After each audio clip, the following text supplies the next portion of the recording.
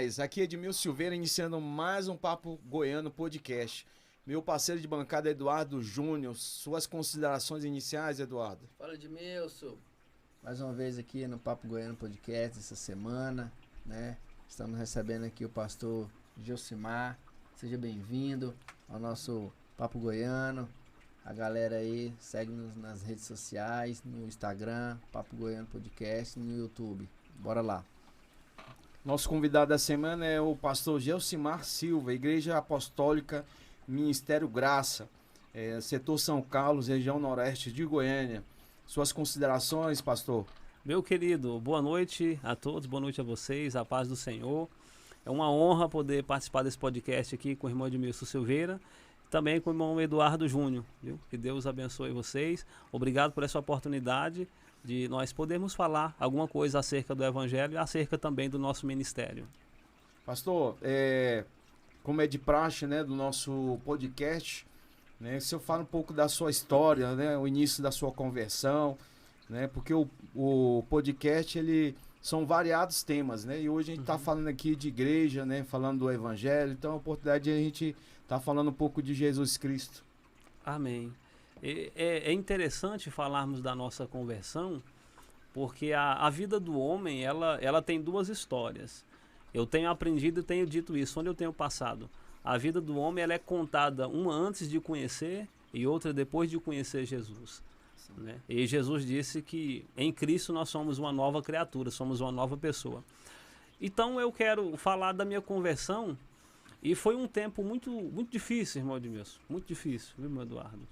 O Senhor, Ele nos chamou ainda bem jovem. E eu me lembro lá em Aparecida de Goiânia, quando eu me converti, ainda um garoto, passando por muita dificuldade, uma família muito grande, né? A gente sempre muito pobre, aquela dificuldade toda. Mas o Senhor, através de um servo dele, nos convidou para assistir um culto. E a gente ainda criança, fomos naquele culto. E naquele culto o Senhor falou muito forte comigo. Houve a ministração da palavra, houve um apelo, e eu me lembro como se fosse hoje, o presbítero Arcanjo, ele pregou e falou sobre a vinda de Cristo, o retorno da igreja. Aquilo mexeu demais meu coração. Ainda jovem, levantei as minhas mãos entregando a minha vida para Jesus. Isso no final do ano de 97. Eu me converti e de lá para cá o Senhor fez coisas grandes na minha vida. Foi muito forte. Um ano após a minha conversão, o Senhor livrou eu e a minha irmã, que nós íamos para a igreja de bicicleta. Eu sempre gosto de contar esse testemunho, porque isso faz parte da minha vida, porque o Senhor, naquele momento, Ele fez um livramento tão grande, irmão Edmilson, irmão Eduardo. Nós estávamos atravessando ali o anel viário de bicicleta para o setor Morada dos Pássaros, e ali é trecho de muitos caminhões. Sim. E nós atravessamos, não vimos caminhões nenhum, eu de bicicleta, minha irmã atrás, e de repente passou um caminhão do nosso lado, aquele vento nos puxou para baixo da roda do caminhão. E naquele momento a gente clamou, né? A gente tinha aprendido que se clamasse o nome de Jesus, né? O sangue de Jesus tem poder, o Senhor agia. E nós gritamos naquela hora, e como que uma mão puxou a gente com a bicicleta para o lado esquerdo, o caminhão passou, e nós fomos para a igreja. Esse testemunho, ele nos edifica muito, porque nos lembra do primeiro milagre, depois da fé, que nós temos de Deus, que foi um livramento da morte. O Senhor nos livrou. Então a nossa conversão foi marcada, né, principalmente por esse milagre, que até hoje me toca muito, ao saber que o nosso Deus, ele tem poder, né, não só para nos abençoar, mas também para nos livrar das garras do mal. Com certeza. Né? Eu, inclusive, também já tive uma experiência dessas de livramento. Uma viagem, a minha mãe mora em Rondônia, em Porto Velho, e eu, inclusive, estava com ela nesse ônibus, né? Eu estava dormindo e acordei para ver esse livramento. Esse livramento de Deus. Eu vi um caminhão descendo numa baixada e a gente estava subindo. E o motorista tentou fazer a ultrapassagem do caminhão à frente. E aí eu vi Deus tirando o ônibus, assim, questão de segundos. Né? E isso seria inclusive, nesse dia, próximo desse local, morreu uma pessoa que estava no carro trocando o pneu no acostamento, livrou o ônibus, mas não teve, né, atingiu um outro carro, mas eu vi o livramento de Deus e inclusive foi nessa data que eu realmente falei, eu vou ter que mudar a minha... Porque depois que você viu um milagre desse, né, e mexeu totalmente na minha vida, foi quando realmente eu tomei uma decisão na minha vida. Eu falei, eu preciso consertar, né, minha relação com Jesus, né. Então foi assim, eu vi Deus livrando um ônibus, né, e tava nesse ônibus eu e minha mãe. Então você vê que realmente é importante falar de testemunho, né. E Eduardo, o que você tem para falar também, Eduardo? Eu já tive alguns testemunhos também. E só falando em questão, né, de ser mais novo assim, né? Eu lembro assim umas 2 vezes. Uma vez eu caí de bicicleta andando, descendo assim uma ladeira. E aí na hora que você vai chegando na rua assim, né? Tinha uma vala. E aí descendo eu não vi. Rapaz, eu bati. Misericórdia. Eu voei a bicicleta pequena, tudo aquelas do guidão reto. E não vi mais nada. Eu sei que Aí depois eu comecei a ver branco assim, tudo, achei que eu tava no céu. Branco e tal, as pessoas, árvores assim, quando de repente eu vi minha irmã do lado, pessoal. Meu Deus. A bicicleta tinha voado não sei quantos metros pra frente, eu tinha ido longe. Ralei tudo, arrebentei tudo. Tal. E assim, eu falei, meu Deus, cheguei em casa chorando, tudo. Tava preocupado mais com minha mãe, que eu ia levar outra do que a queda. Mas aí, quando você depois realmente conhece, que eu fui criado no lar cristão, mas aí depois que você tem um entendimento, igual o Jó falava, antigamente eu via só de falar, hoje realmente eu tenho uma experiência. Aí, depois que eu vim pra cá, que isso é no interior do Mato Grosso, que eu realmente conheci a Cristo, que eu vi que aquilo lá foi um livramento. Com o livramento de Deus. Isso. Né? Que ali foi o diabo aproveitou aquela situação para tentar ceifar a minha vida, no propósito. Mas Deus não permitiu. Não permitiu. Né? Então, assim, glória a Deus por isso. Deus é que realmente guarda, permite, né, algumas coisas, né? Igual você mesmo falou assim, falou, rapaz, essa aqui foi um livramento, eu acho que eu tenho que... Às vezes tem que dar um choque, né, pra gente entender. E a situação de livramento, eu já tinha, na verdade, já tinha me livrado de um acidente na rodovia para Goianésia. Já tinha outra experiência, né? Esse carro, ele ficou atravessado no meio da ponte, e veio um caminhão em alta velocidade, saiu arrastando. Aí foi o tempo que a gente chegou na beira da ponte e o carro foi arrastado e o caminhão entrou numa mata assim, né? E a gente vê que Deus realmente ele nos livra, né? Dá livramento. Pastor, eu queria que o senhor falasse um pouquinho do seu trabalho hoje, né? Como pastor. Amém. Então, irmão Edmilson, irmão Eduardo, o nosso trabalho hoje é um trabalho mais voltado para a sociedade. Né? A nossa igreja hoje é uma igreja que ela não tem apenas a visão religiosa, mas ela tem também uma visão social. E voltando no início da minha fé, o Senhor ele me deu o dom da música. Né?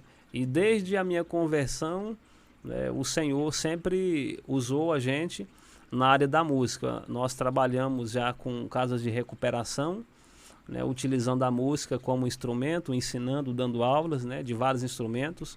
Né, o Senhor me deu o dom, primeiro, de tocar bateria na igreja. Eu fiz uma aula no domingo de manhã com o presbítero Luizinho, na Assembleia de Deus, resgatando almas para Cristo, do saudoso pastor José Alves, né, Aparecida de Goiânia.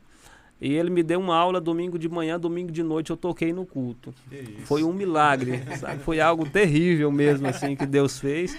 2 semanas depois eu estava tocando violão na igreja. Eu não sei como se deu isso, né? E aí depois eu me formei no Gustavo Ritter em 2004, fiz violão clássico, canto e coral. E desde a minha conversão, desde essa época para cá, eu tenho dado muitas aulas de música nas igrejas, né? E sem cobrar valores, porque a música ela tem um poder de libertar as pessoas.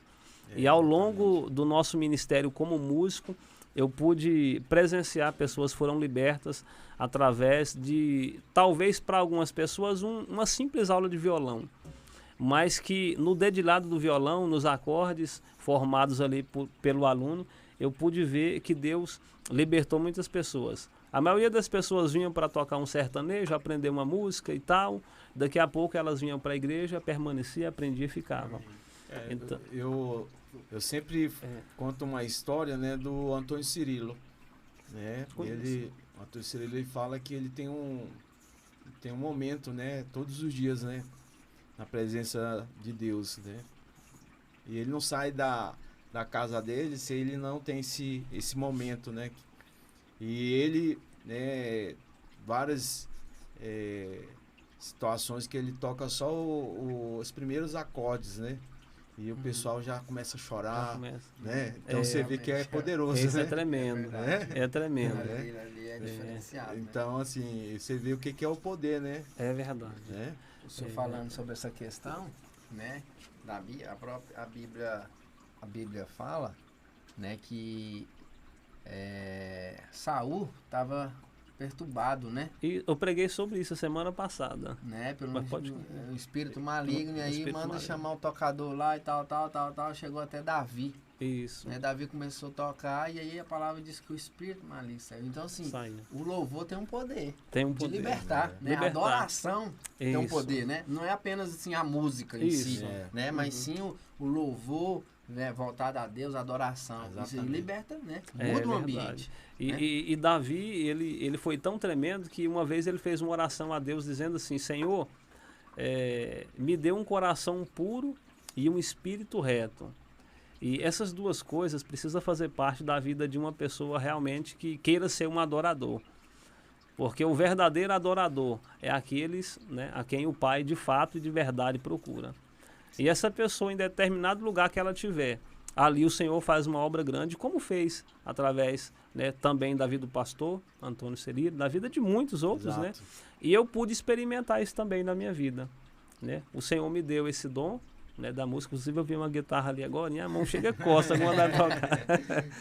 Mas enfim, Deus tem utilizado a gente nessa área, e na área agora já há 15 anos, né? Nós estamos no Ministério Pastoral. A gente não deixa de estar ensinando uma aqui e outra ali. Mas o Senhor nos deu a revelação da graça, né, do Evangelho da Graça, e a gente tem tido um trabalho, tem feito um trabalho, né, social, um trabalho para libertar as pessoas, não apenas dos vícios, das drogas, mas também dos demônios, né? E isso é um trabalho de libertação forte, né? Amém. E eu tenho visto e participado da mudança da vida de muita gente. Hein, pastor? Porque muitas pessoas, elas não têm ainda esse entendimento, essa revelação, que o mundo espiritual, ele é real, né? Ele é real. Né? Porque muita gente acha que é só uma ideia, né? Tipo assim, eu tenho aqui uma ideia de que é só a ideia, né? Nada de concreto, mas o mundo espiritual é real, né? O mundo espiritual, ele é tão real que a Bíblia diz que os anjos do Senhor acampam ao redor daqueles que o temem. Em um outro texto, o apóstolo Pedro disse assim: olha, cuidado, porque o adversário vosso, o inimigo, anda ao vosso derredor, procurando alguém que ele possa tragar. Então é fato de que existe forças sobrenaturais, tanto do bem quanto do mal, ao nosso derredor, e nós precisamos ficar atentos a isso. Hoje eu falava sobre isso também, hoje à tarde, isso é confirmação de Deus. Nós precisamos ter um coração sempre voltado a Deus. Amém. Eu tenho um detalhe importante também, né, que geralmente as pessoas, elas acham também que o inimigo, ele não trabalha, né? Ele trabalha muito, né? Até 24 horas, né? Até a gente dormindo, né? A gente dorme e ele continua. Ele tá atacando, né? Ele faz hora extra, né? Faz hora extra. Porque as pessoas acham que ele não trabalha, né? Mas ele trabalha 24 horas, né? Eu já tive experiências, assim, espirituais de madrugadas, coisas assim que eu falo, às vezes, assim, que são reais, né? Tive que fazer guerra espiritual, né? Porque era uma situação, assim, muito inusitada, né? Que você não está esperando, né? Você acha que está descansando, mas ele está trabalhando ali, te atacando, né? É verdade. Eu sempre tenho dito, por onde eu tenho passado, irmãos, que por trás do sofrimento de cada pessoa existe um mal agindo. Às vezes a pessoa, ela tem um dia de serviço cansado, né, cansativo, à noite ela não consegue talvez frequentar uma reunião como essa, onde a gente esteja falando de Deus. Mas ali, por trás disso, não há um cansaço apenas físico. há algo, né, sobrenatural que está trabalhando na vida dela e que se ela não tiver atenção para o mundo espiritual, ela acaba deixando de congregar, de frequentar as reuniões, ela acaba, a sua fé acaba sendo minada pelo inimigo sem ela ter o entendimento, porque Paulo nos adverte acerca da armadura cristã. Ele fala do capacete da salvação, ele fala da espada, ele fala do escudo da palavra.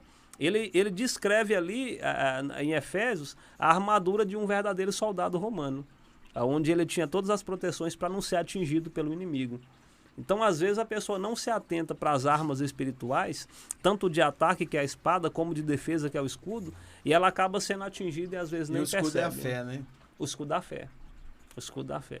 E às vezes ela, falando de fé, isso é interessantíssimo, é muito forte. É porque a fé, a palavra fala que a fé é o que a gente espera, né? Isso, lá em Hebreus 12. O que a gente acredita, né? Então, assim, você está convicto, né, que não acontece. Então, realmente é o escudo, verdade, né? É o escudo, protegido, né? E pronto, acabou. Pode vir o que vir, né? Não vai acontecer nada. Eu vi esses dias um texto não, uma postagem nas redes sociais que fala que a fé, ela não aceita, como é a palavra certa, é desespero.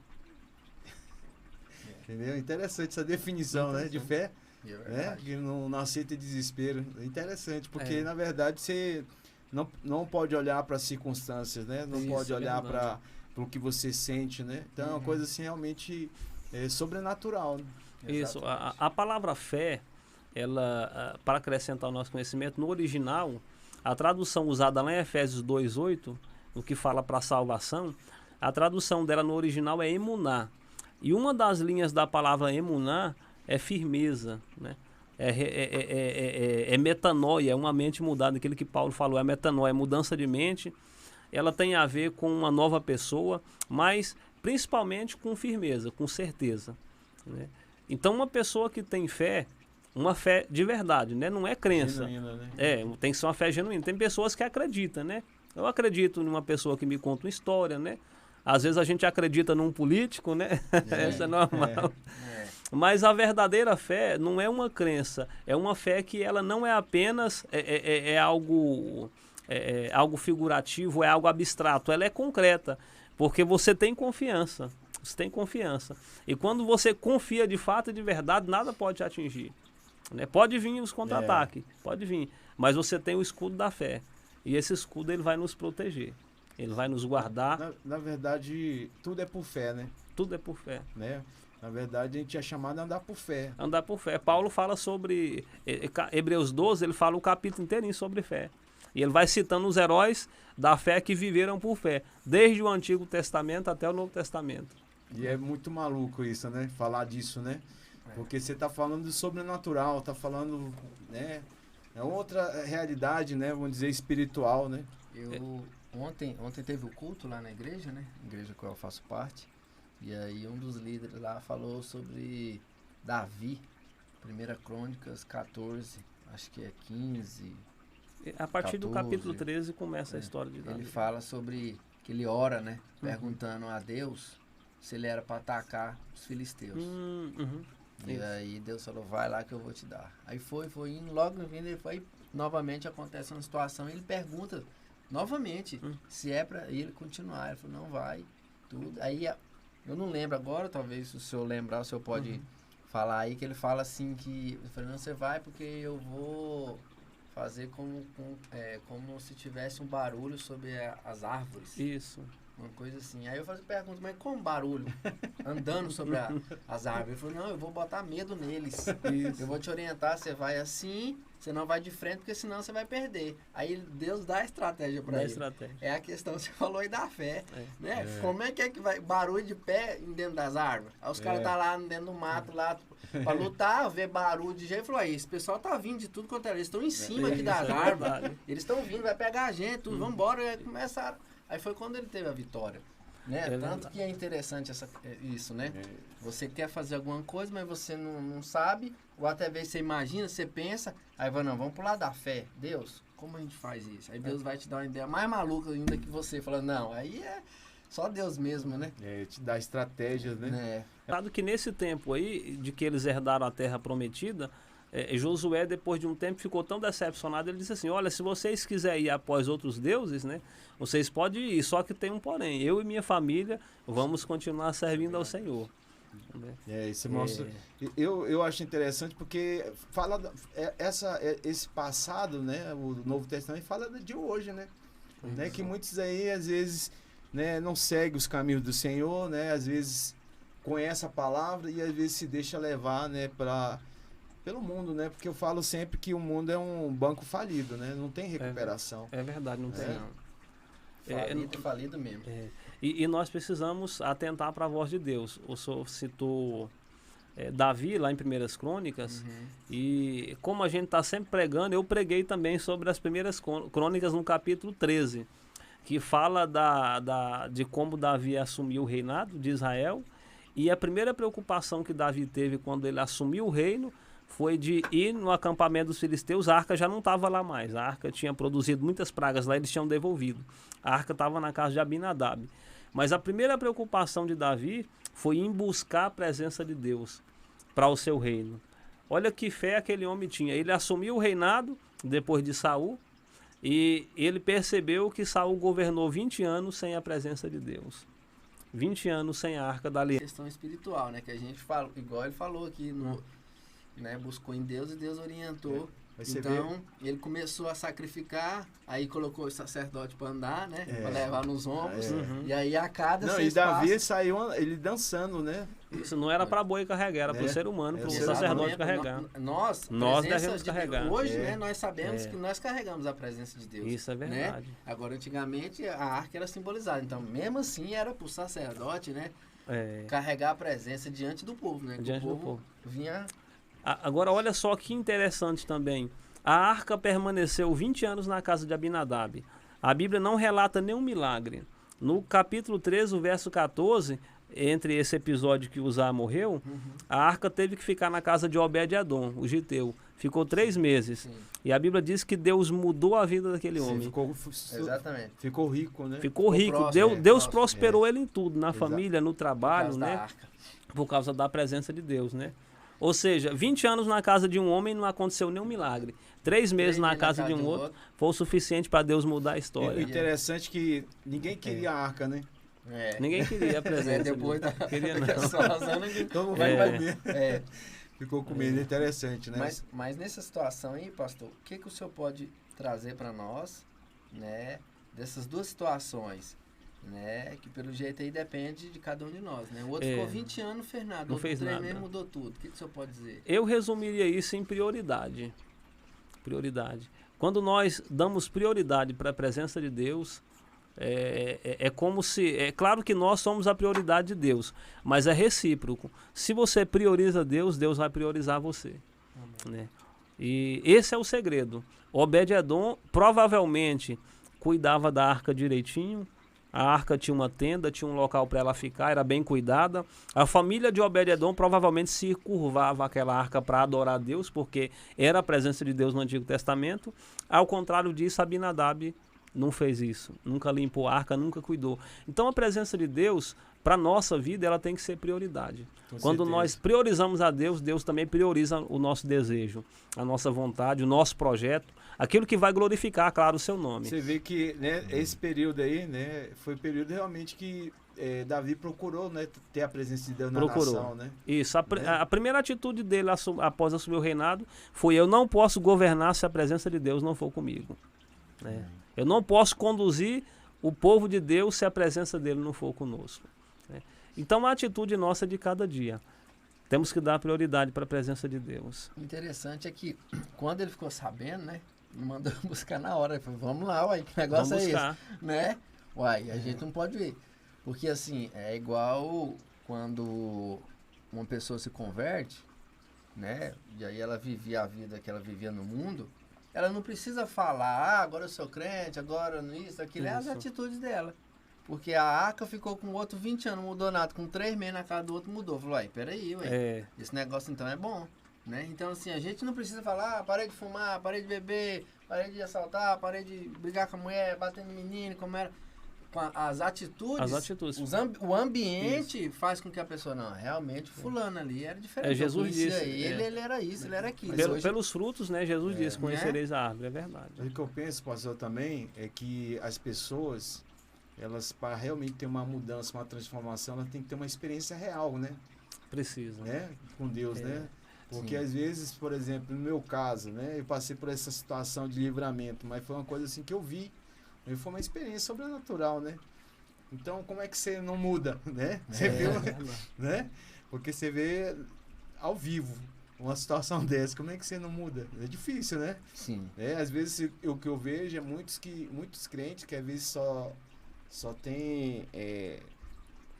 reconhece Jesus como Senhor e Salvador, mas só de entendimento. Isso. Né? Não de espírito. Né? Que aí é uma coisa que transforma, que muda. Que se a pessoa não tiver essa mudança, transformação, não aconteceu uma verdadeira conversão, né? Só foi a pessoa só falou, não está vivendo isso. Para experimentar um verdadeiro milagre, precisa de uma conversão genuína mesmo. Genuína. Precisa de um abrir do coração. E não apenas de boca para fora, porque às vezes a gente está acostumado a dizer, irmãos, quem quer aceitar Jesus, levanta a mão. Às vezes a pessoa levanta a mão ali e nunca mais aparece na igreja. Não houve uma conversão. Quando há de fato uma conversão, há os frutos do Espírito. E Paulo fala isso lá em Gálatas capítulo 5. Toda pessoa que é nascida de Deus, ela tem os frutos de Deus. Né? Então a gente pode perceber na vida das pessoas isso. Agora, para ter fruto, precisa de estar ligado nessa árvore. A pessoa precisa abrir o coração e ter uma conversão genuína mesmo, de verdade. Aí a gente já vai para aquela parte lá que fala, né? Que Jesus é o eu sou a videira verdadeira, né? Ele disse, meu pai, tudo, e nós somos, né? Nós estamos enxertados nele, nós somos videira, isso. Né? E ele vai lá, limpa, corta e tudo, isso. Né? Às vezes dói, às vezes, né? A gente acha porque isso aqui, mas ele está preparando o quê? Para dar fruto. Para dar fruto. Porque a árvore lá, se o agricultor não cuidar nem nada, ela não vai render mais. E Paulo, o apóstolo Paulo, nas cartas, né, que ele mandava para as igrejas, ele sempre falava, né, que ele orava por revelação, né? Porque às vezes é esse despertar espiritual, né? Despertar. Né? Porque se a pessoa ela não recebe isso no espírito, não aconteceu nada. O seu setor de Paulo, eu acho tão interessante. Paulo, a Bíblia Sagrada, nessa que a gente contém hoje, ela contém 66 livros, né? 39 livros o Antigo Testamento e 27 o Novo Testamento. Dos 27 livros do Novo Testamento, 14 livros são de autoria de Paulo. Mais da metade. Isso, eu estou citando Hebreus porque eu creio que é Hebreus, mas 14 cartas, né, são de Paulo. E Paulo disse assim, algo interessante. Assim que, se alguém está em Cristo, nova criatura é. Eis que as coisas velhas se passaram e tudo se fez novo. Então, algo que classifica uma pessoa como que ela teve o verdadeiro nascimento, é que tudo na vida dela é novo a partir do momento que ela professa a fé em Jesus Cristo. Se a partir dali as atitudes forem novas e aquela pessoa de fato teve uma mudança, ela vai ser uma nova criatura. Então a atitude da pessoa vai definir tudo. Se ela continuar tendo uma atitude velha, ela não foi uma nova pessoa, uma nova criatura, não teve conversão. Né? Então a gente até brinca, todo ano a gente faz campanha do Ano Novo, Vida Nova. Mas o Ano Novo, Vida Nova, só se a atitude for nova, né? Exatamente. Se a atitude for velha, o ano é novo, mas a vida vai continuar sendo velha, né? Realmente esse caminhar com Jesus é uma decisão, né? É uma decisão e difícil a ponto de Jesus dizer assim, ó, se alguém quiser vir após mim, negue-se a si mesmo, tome a sua cruz e me siga. Não é uma exigência ir até Jesus, é se alguém querer. Então servir a Jesus tem que ser de fato, de verdade, né, por amor e para alguém que quer, porque tem renúncia. E quando Jesus fala assim para a gente carregar a cruz, qual é o entendimento?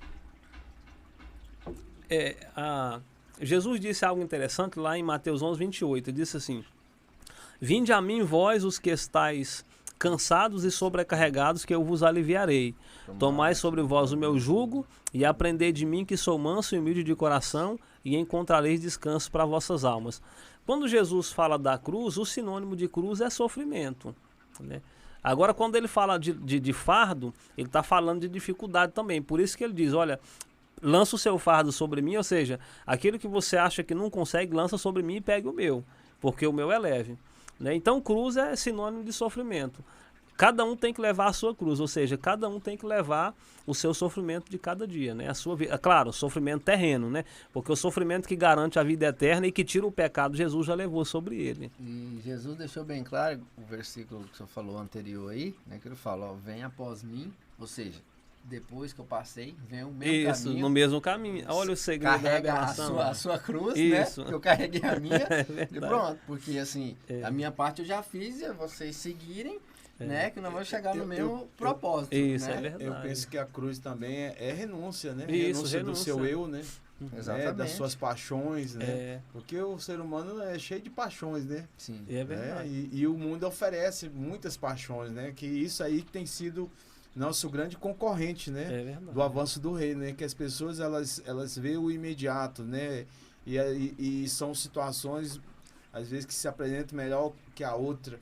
E as pessoas se deixam levar, né? Com essa ilusão, que achando que é um grande negócio, né? Vida com Deus não é um miojo, como a pessoa põe lá 3 minutinhos e o miojo está pronto, né? Ou um leite com Toddy e põe no micro-ondas. Vida com Deus é demorado, né? É demorado porque é de experiência em experiência. Eu sempre tenho dito, onde eu tenho passado, que cada dificuldade que a gente enfrenta é uma escada que nos leva mais próximo de Deus.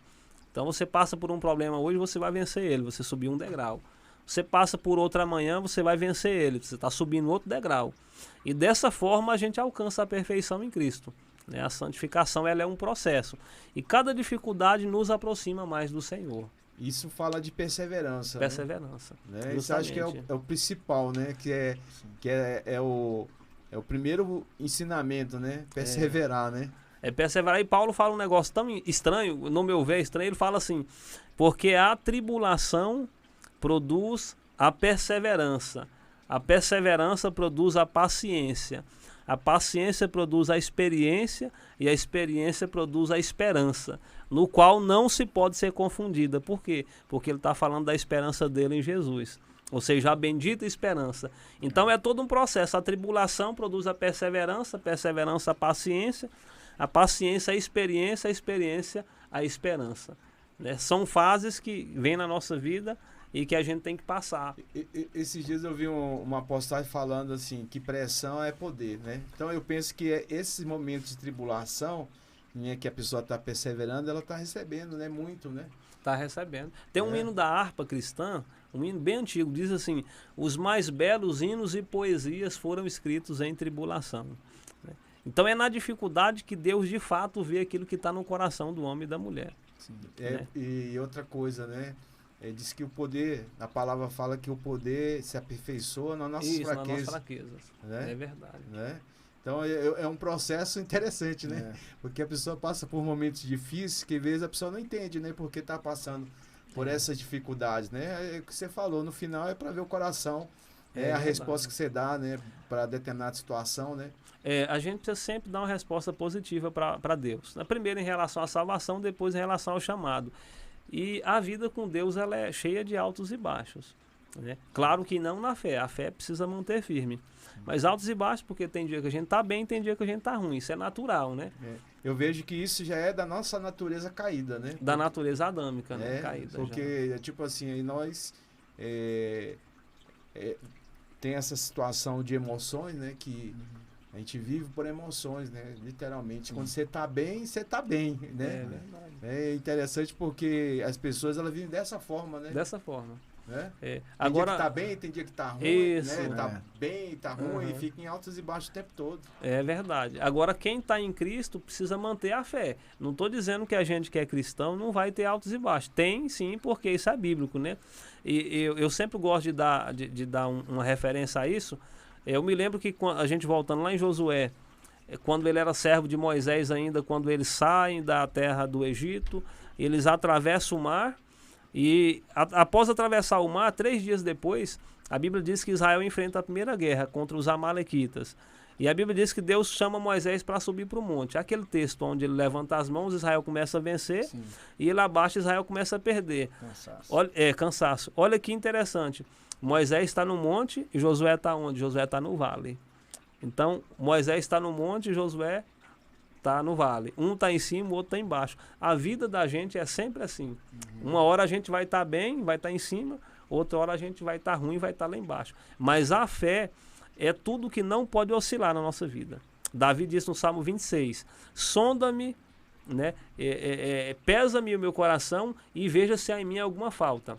E ele ressalta no final do versículo 3, de que ainda que a dificuldade seja grande, ele permanece com a fé dele, né, na vertical, né? A fé não é na horizontal, a fé é na vertical. Ela é uma fé que... O senhor falou algo aí interessante. Por exemplo, nós somos líderes, né? O senhor que pastoreia, eu e o Edmilson que a gente lidera a célula e tal. Então, assim, de alguma forma a gente tem pessoas, né, que ouvem a gente, né? Isso. Que tal, que segue nós. O senhor falou assim que o senhor deu exemplo aí de que o líder estava no monte e o liderado estava lá embaixo, Isso, lutando. E o líder estava intercedendo. Estava intercedendo. Né? Orando a Deus, e o outro estava guerreando. Isso. Então, assim, quando ele cansou, o povo dele começou a perecer. Então, assim, perder a o guerra. líder, ele é um espelho. Isso, né? e ele precisa de um Arão e de um Ur perto dele, Né? para Ele segurar as mãos. Ele é um espelho pro povo, né? Isso. E aí, às vezes, o cara tá lá, você tá orando, você tá intercedendo, o cara tá na guerra, o cara tá na luta, mas você tá lá, Deus abençoa fulano, Deus abençoa ciclano e tudo, o cara vem pedir uma orientação, aí é na hora que você tá desanimado, aí o cara perde, porque você não vai saber falar alguma coisa, né? Aí você vai pelo seu lado emocional, humano, Isso. e aí o cara perde, mas quando você tá guerreando, tem outras pessoas do lado ajudando, Isso. que aí já entra e Arão, né? Isso. Na verdade, é o desafio de todo crente, né? Lutar o bom combate da fé, né? O bom combate da fé. É, Precisa lutar. todos os dias, né? Todos os dias. Né? E cada dia é uma luta nova e uma experiência nova. Né? E a vida ela é de fé em fé. Eu me lembro que, pregando sobre Davi, nesse mesmo contexto, eu disse que Davi nunca cometeu o mesmo pecado duas vezes. Ou seja, a gente nunca pode cometer o mesmo erro duas vezes. Se hoje a gente está fraco numa área, nós vamos tampar ela, o Senhor vai dar graça. Amanhã, Satanás vem com outra tentação. Nós vamos passar por ela, vamos vencer pela graça de Deus. E cada dia é travado uma batalha. E vai ser assim até o dia que a trombeta tocar. E o Senhor nos chamar, né, para o arrebatamento da igreja. É verdade. A vida ela é assim, ela é cheia de altos e baixos. Isso tanto na fé, quanto na vida política, na vida pública, na família, no trabalho, né? É importante ressaltar que cada pessoa tem suas lutas, né? O importante é não desistir, é manter uma fé viva, né? Que essa fé viva, essa perseverança vai fazer ela vencer. E qual é a forma de manter essa fé viva? Essa fé viva eu sempre tenho orientado a leitura da palavra e a oração. São as chaves, porque a Bíblia diz que a fé vem pelo ouvir e o ouvir vem pela palavra. Então uma pessoa que está desanimada, a partir do momento que ela pega a sua Bíblia e começa a ler, Deus está falando com ela e automaticamente Deus não fala com ninguém, essa pessoa não tem a vida mudada. Todas as pessoas a quem Deus falou, a vida dela mudou. Pastor, eu sempre falo assim que quando você tem experiência com o Senhor, né, você tem autoridade, né? Porque você passou por situações, né, que você foi provado, né? Demais, né? Provado na fé, né? Porque eu acho que isso aí é uma constante na vida cristã, né? Nesse caminhar com Jesus. O tempo todo você está sendo checado na sua fé, né? É verdade. As provações, elas podem vir de três maneiras. Né? É claro que exige um tempo para falar sobre isso, mas de forma resumida. Nós podemos, nós mesmos, né, procurar um deserto e nos provar, né? E aí a gente tem um relato de que Jesus, naqueles últimos momentos, ele mesmo foi para o deserto, né? E, então nós às vezes nos provamos, às vezes Deus nos prova e às vezes Satanás também nos prova, né? E a prova, ela não vem para destruir, não, ela vem para aperfeiçoar.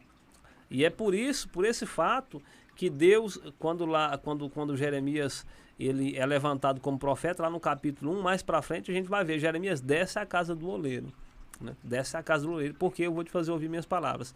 E tem situações que Deus, às vezes, nos chama para nos testar, para provar, às vezes, a nossa fé, para provar a nossa fidelidade, para provar o nosso caráter, né? Então, por isso que eu sempre digo, gente, nunca reclama de nenhuma situação. tudo que acontece vai cooperar para o bem seu. Mas essas provas, elas têm, além de checar o coração, seria uma forma também de verificar se realmente a pessoa está apta a receber a bênção? A bênção de Deus, ela não é por merecimento, né? Senão a gente quebra lá em Efésios 2:8, né? Ela é pela misericórdia. Mas eu me lembro, vou contar rapidinho, tem um amigo meu, inclusive domingo eu vou ver ele lá no Guapó, Tiago. Nós éramos de uma denominação e uma vez uma missionária foi pregar e ela fez aquela fila para trazer revelações e revelou para ele, olha, Deus está te dando a chave de um carro. Ele perto de mim, na hora ele disse para ela, olha, eu não acredito não. Porque nem habilitação eu tenho, né? E aí quebrou toda aquela revelação. E aí eu aprendi com isso que Deus nunca vai nos dar nada se nós não estivermos preparados para receber. Exatamente. Então quem é que pode ter um carro ou uma moto? Quem tem habilitação para dirigir, né? Então Deus, antes de nos dar algo que a gente quer, Ele vai primeiro nos habilitar. Para a gente poder não depois jogar aquela benção fora. Vai capacitar. Senão depois a gente recebe aquilo que a gente quer, a gente não está preparado, você não dá nem valor. Valor, exatamente. Não, e vira maldição, né? Porque Vira o cara maldição. não tem habilitação, talvez ele até saiba dirigir. Aí ele pega o carro, cai blitz, esses tem problema, multa e tudo. Então, aí só complica, a benção vira maldição. Exato. Tem que estar preparado. Às vezes uma prova é para preparar também, né? Preparar, a gente pode levar né? para essa linha também. Sim. É preparar, exatamente. Porque cada um tem uma experiência. Às vezes Deus dá uma prova para preparar, outro para ensinar, né? Outro para exortar, né? Então cada um tem a sua experiência. Pra corrigir, né? Para Exato, corrigir. Exato. É verdade. Exato. Porque essas provas, elas são uma constante na vida do crente, né? Precisa ser. Né? E agora sim, é importante também dizer que toda prova ela vem para justamente nos fazer crescer. Né? Nenhuma prova vem para diminuir. Né? É como se fosse uma promoção. Né? Isso. Deus está nos promocionando, né? Promovendo algo. Né? Eu sei. Então é necessário perseverar. Esse é o segredo porque que muita gente não dá certo. Ela não consegue perseverar. Perseverar. A pessoa desiste, né? Desiste porque ela, tipo assim, ela não se entrega, né? Não, ela não aceita o tratamento, né? Essa capacitação que às vezes dói, né? Às vezes não, dói. Né? É difícil, não é fácil. Não é fácil, não é né? fácil. É igual você estudando no colégio, faculdade, tudo. Você é reprovado lá, né? Aí você deve ficar um ano de novo. Aí você já sabe que você errou lá. Aí você fala, não, vou fazer de novo tudo. Aí você desiste, às vezes vive do mesmo jeito lá aquele ano tudo e tal. A pessoa já sabe que ela errou em matemática. Vamos supor, matemática. Os demais tudinho, ela tinha que focar o quê? Na matemática. Eu vou melhorar, arrumar um reforço, não sei o quê. Porque as outras eu dou conta. A gente faz não, eu não vou melhorar nessa área. Aí prefere abandonar, largar de mão, não lutar pelo casamento, ou não lutar pela finança, ou pelo outro, ou o próprio ministério, né? Dificuldade e tudo. Pastor, o senhor tem experiências aí para contar dessas capacitações aí? Rapaz, é forte. Tem muitas, viu? Olha, eu vou contar aqui algo para edificar nossa fé rapidamente. Eu me lembro que teve uma época na minha vida em que eu tive um problema de rinite alérgica. E nesse tempo, hoje a gente tem um medicamento, mas na época a gente não tinha. E eu passava uma luta terrível na escola, com o nariz entupido, e na igreja eu não queria ser mais crente. Era uma dificuldade tão grande. Isso foi lá no Mansões Paraíso, em Aparecida de Goiânia. Tinha dificuldade de respirar? Isso, o nariz entupia por conta da rinite alérgica, espirro. A gente tinha vergonha da escola, aquela luta toda. E aí eu me lembro que foi justamente nesse tempo que Deus fez um milagrão. Eu digo um milagrão na minha vida. Eu estava deitado, dormindo, né? Já não queria mais ir para a escola, nem preguei, eu era líder de jovens, estava desanimado, não queria mais para a igreja. E nessa noite eu deitei para dormir e dormi. Quando foi de madrugada, eu senti um vulto por cima da minha cama. E eu acordei e vi como se fosse um urubu voando. Ele voava assim no meu quarto e de repente ele passou por entre a parede, transpôs a parede e foi para o quarto da minha mãe. E aí eu me arrepiei, estou arrepiando aqui agora, só de contar. E quando ele foi para o quarto da minha mãe, Deus me mostrou o espírito da morte. E aí eu passei, saí do meu quarto, corri na porta dela, bati, ela não acordou, a porta estava aberta.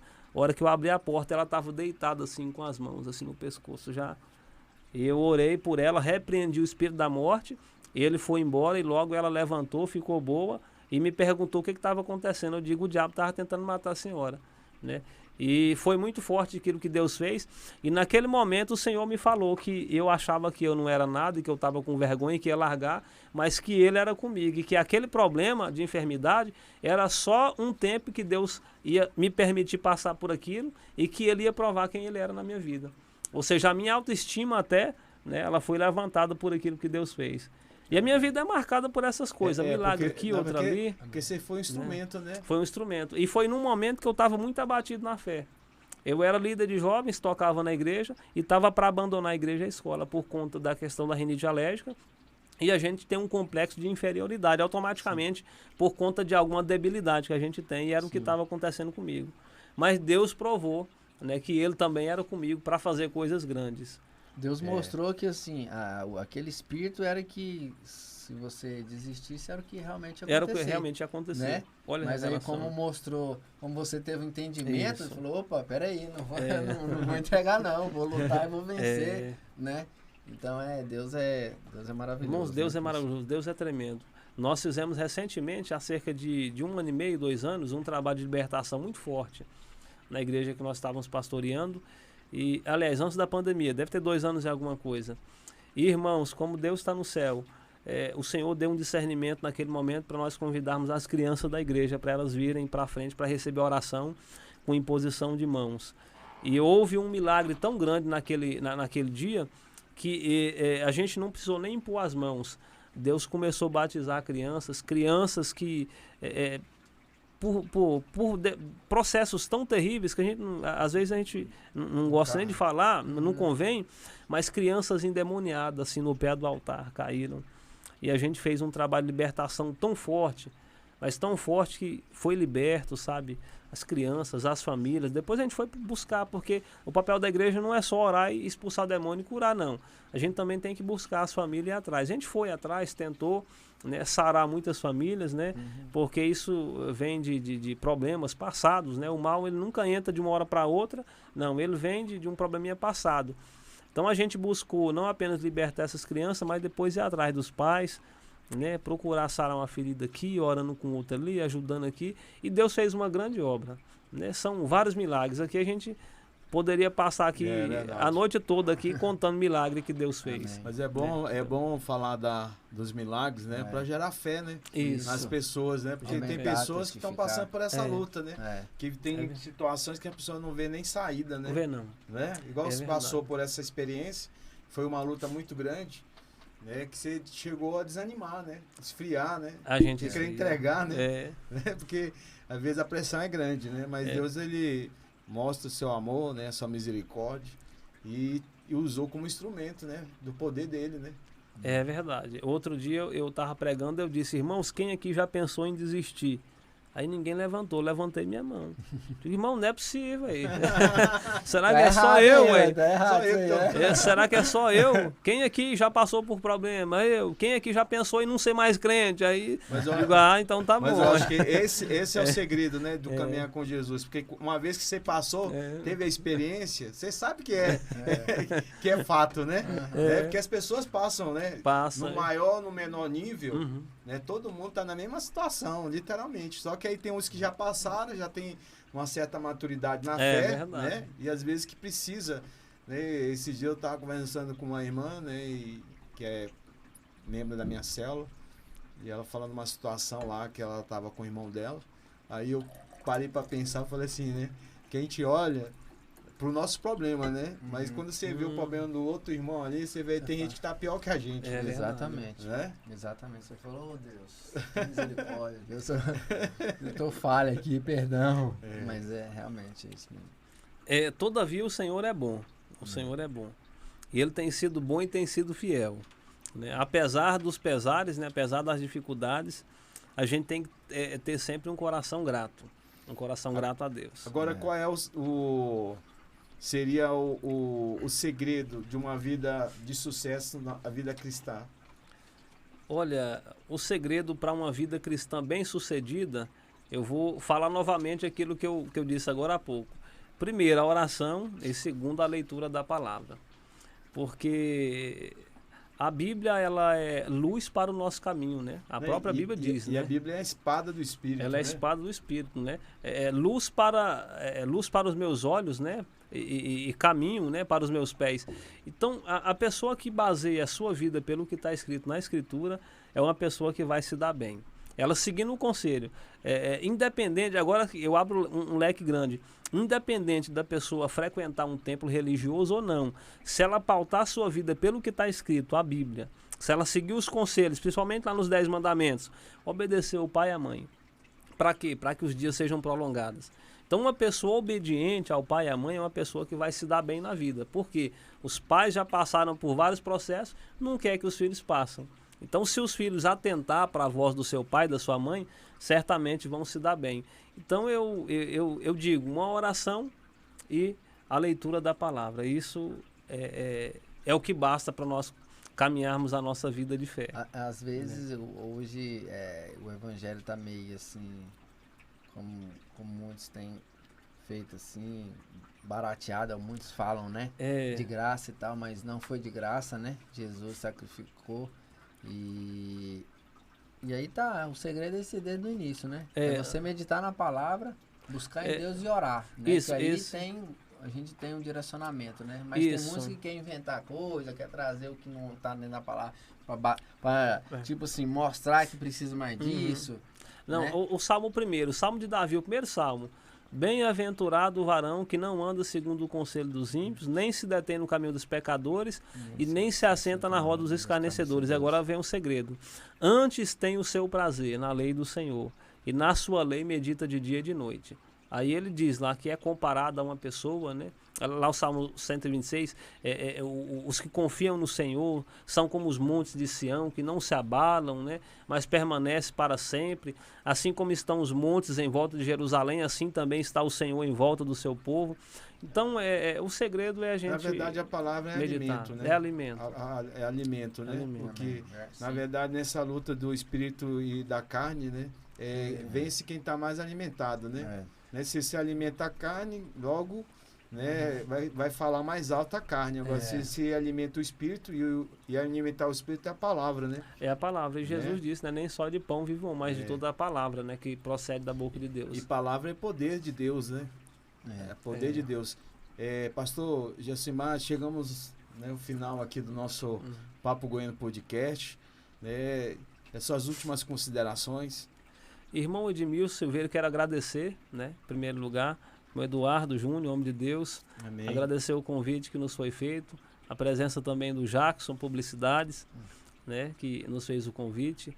E eu quero deixar uma palavra de fé para os irmãos que vai acompanhar esse podcast.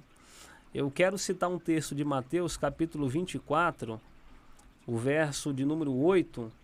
O texto sagrado narra uma história interessante. Narra uma história em que o Senhor Jesus, ele terminou o seu dia de ministração e junto com os discípulos atravessou a região da Galileia para o outro lado, atravessou o mar. Jesus, cansado, claro, deita para descansar e ele acaba dormindo, e os discípulos, como eles já eram pescadores, certamente tinha muita experiência com barco, né, em manejar aquele barco. E houve uma tempestade tão grande que aqueles homens experientes no mar, há muitos anos, pescadores, não conseguiram conduzir o barco, de forma que a água que era tocada pelo vento já entrava no barco e começava a afundar. E nesse momento eles lembraram que Jesus estava deitado e um deles foram lá acordar o Senhor Jesus e ele levantou-se, veio para cima do barco e deu apenas uma ordem: aquieta-te vento e aquieta-te mar. Então eu quero dizer para os irmãos, né, deixar essas considerações. Eu não sei quais as dificuldades que você tem passado, quais são os problemas, mas eu quero dizer para você que aquele que está no barco é aquele que tem poder sobre todas as coisas, até mesmo sobre a natureza, sobre as águas, sobre tudo. E apenas uma ordem dele pode mudar a sua vida. Amém. Então, eu convido você, meu irmão, minha irmã, a clamar ao Senhor Jesus, porque tudo depende do clamor. Aqueles discípulos fizeram um clamor naquilo que eles não podiam, e o Senhor atendeu, dando vitória, dando bonança. Então eu quero concluir dizendo aos irmãos para clamarem ao Senhor. qualquer dificuldade, qualquer problema, clame ao Senhor, que Ele tem sempre uma solução para nós. Amém. Eduardo, suas considerações finais. Pastor Josimar, obrigado pela presença. Amém. Eu agradeço. Um momento muito edificante aqui, tudo. Né? Edmilson, Deus abençoe. Né? O pessoal aí, siga-nos nas redes sociais, né? No Instagram, Papo Goiano Podcast. Na próxima semana nós aguardamos vocês. Um abraço.